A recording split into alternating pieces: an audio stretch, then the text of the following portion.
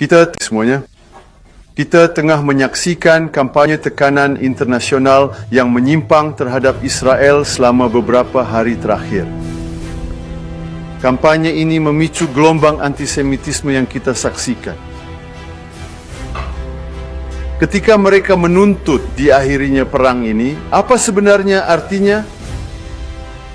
Mengakhiri perang sementara Hamas tetap berkuasa di Gaza, itu akan menjadi tragedi bagi warga Israel dan Palestina. Oleh mereka menyendera sejak awal untuk mencoba memaksakan kehendak mereka kepada Israel. Itu tidak akan terjadi, tidak peduli seberapa besar tekanan yang diberikan kepada Israel. Tujuan kedua dari kampanye yang menyimpang ini adalah upaya memaksakan negara teror Palestina kepada Israel. Menteri Luar Negeri Prancis mengatakan di New York kemarin bahwa Eropa harus menekan Israel untuk menerima solusi dua negara.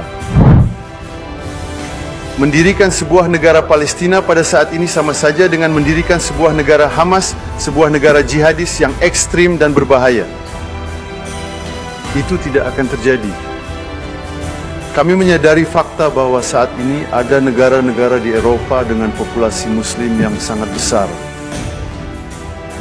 Terkadang hal itu memengaruhi kebijakan pemerintah mereka, tetapi hal ini tidak bisa dan tidak akan membuat Israel melakukan bunuh diri. Kami tidak akan membiarkan negara teror jihadis berdiri di jantung tanah leluhur kami. Itu tidak akan terjadi. Kami tidak akan membiarkan negara teror Hamas terbentuk hanya beberapa kilometer dari pusat-pusat penduduk kami. Israel tidak akan menjadi Czechoslovakia di abad ke-21.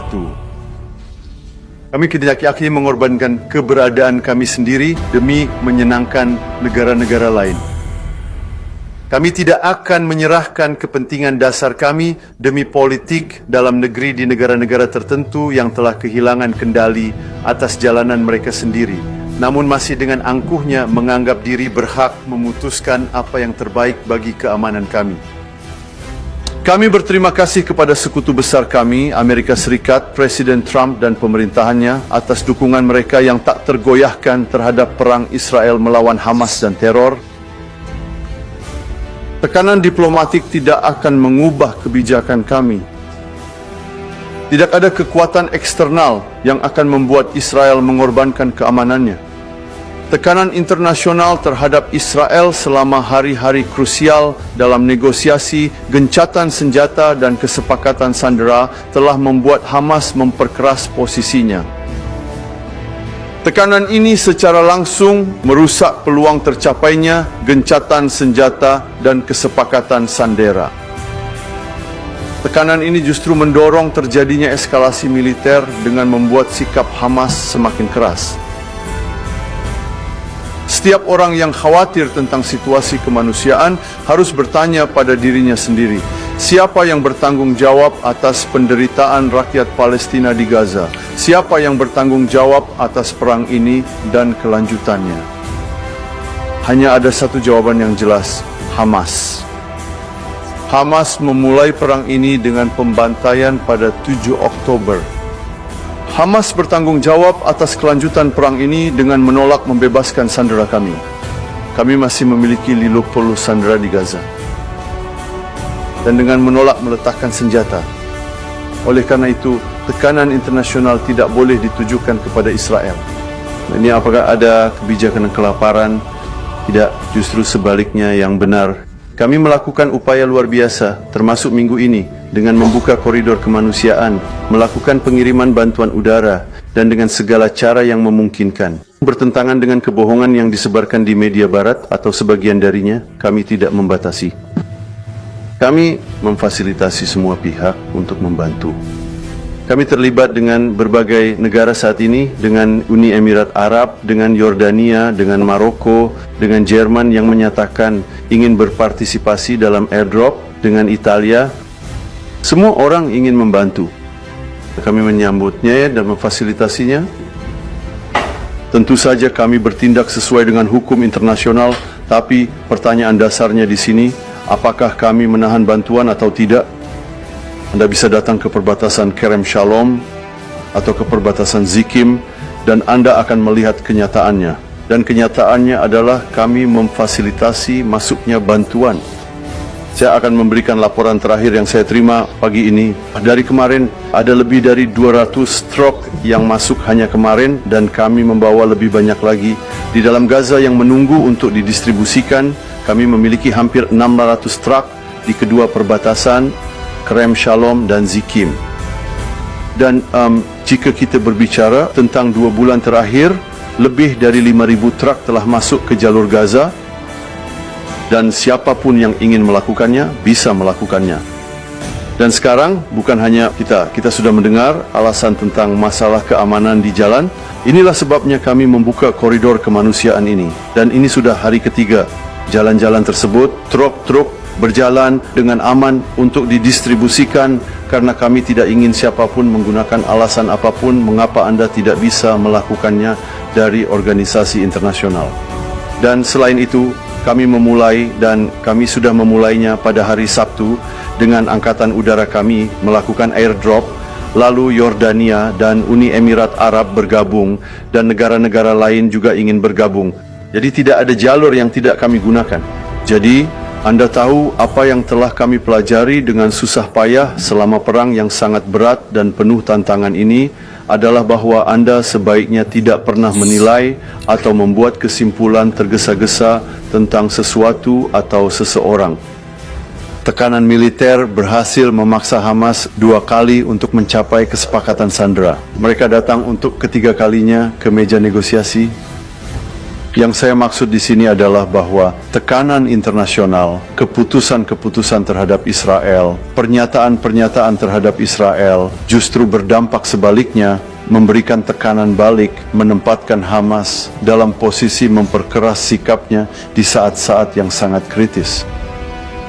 Jadi jika negara-negara itu menginginkan gencatan senjata, dan saya sudah menjelaskan hal itu kepada mereka ketika saya berbicara dengan para menteri luar negeri Eropa, lebih dari satu dari mereka mengakui bahwa itu adalah tindakan bodoh, tidak konstruktif terhadap tujuan untuk mencapai gencatan senjata dan kesepakatan sandera. Namun tekanan militer memang efektif, tetapi itu bukan satu-satunya cara yang ada. Ada tekanan lainnya. Siapa yang akan memaksakan kehendak politiknya pada pihak lain? Ada satu pilihan. Hanya untuk mengakhiri perang, ingin Hamas tetap berkuasa. Hamas akan sangat senang. Inilah alasannya. Inilah mengapa dia mengambil para sandera ini sejak awal, untuk memaksakan kehendak politiknya. Itu juga akan menjadi tragedi bagi rakyat Palestina, bukan hanya bagi Israel. Perang itu berat. Perang bukanlah hal yang menyenangkan. Dalam perang, Anda tidak melihat pemandangan yang indah.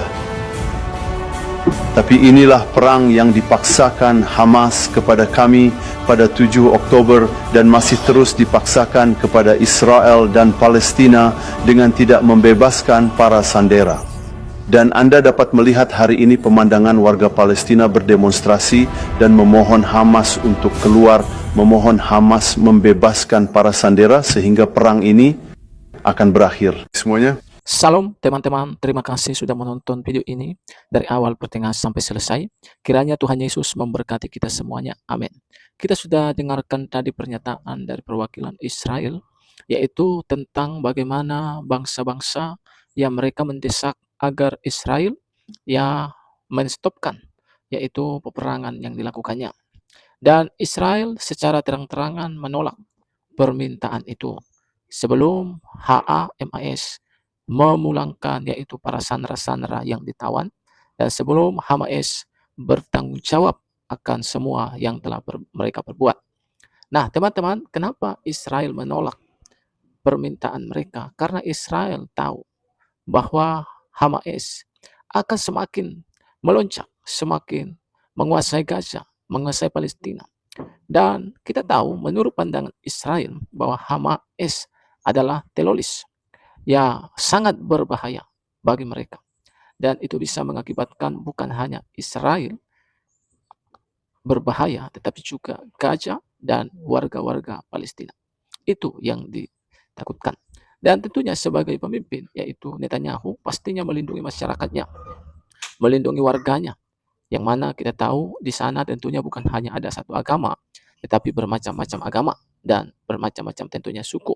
Tetapi beliau sebagai pelindung di sana, dia punya tanggung jawab yang besar ini, ya. Nah, teman-teman, jadi selama ini ya kita salah. Banyak orang-orang berpikir bahwa Israel menjajah Palestina, tetapi ternyata tidak. Justru Hamaslah yang mau menjajah Israel, yang mau memunahkan Israel. Nah, maksud buruk ini tentunya tidak bisa dibiarkan oleh Israel. Makanya ya saat ini walaupun Israel didesak oleh negara-negara internasional, tapi mereka tetap bertahan, tetap mereka berdiri, tetap mereka kuat. Kenapa? Karena mereka tahu apa yang sebenarnya sedang terjadi. Nah, teman-teman, kiranya video yang saya bagikan ini boleh memberikan bagi kita informasi penting dan boleh menambah wawasan kita. Salam teman-teman, sampai jumpa di video selanjutnya.